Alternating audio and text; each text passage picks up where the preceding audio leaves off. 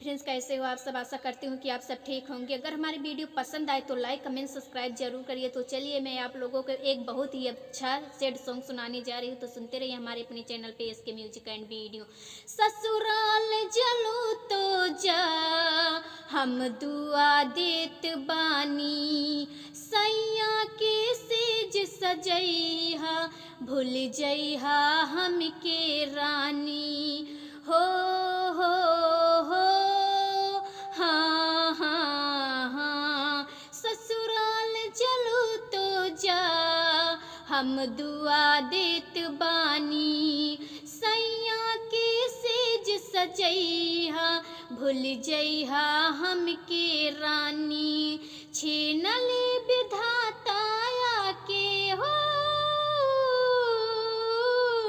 छीनले विधाता के इतना करीब में ना रहलू जान, हमारा नसीब में ना रहलू जान, हमारा नसीब में। दोष ना तोहार ऊपर वाला सब करावेले, अकाबो हसावेले या काबो रुलावेले।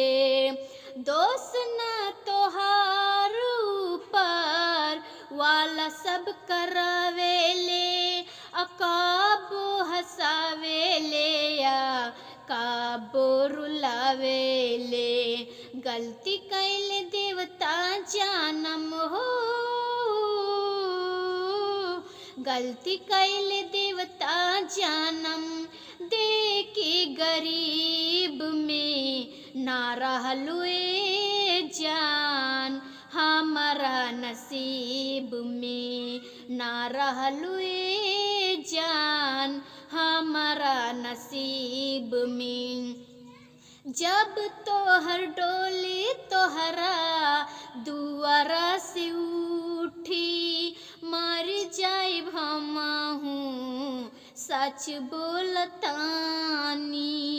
जब तोहर डोली तोहरा दुआरा से उठी, मर जाए हमहू सच बोलतानी। वादा कैलू सातो जन्म के हो, वादा कैलू सातो जन्म के एको ना निभैलू, ना रहलू जान।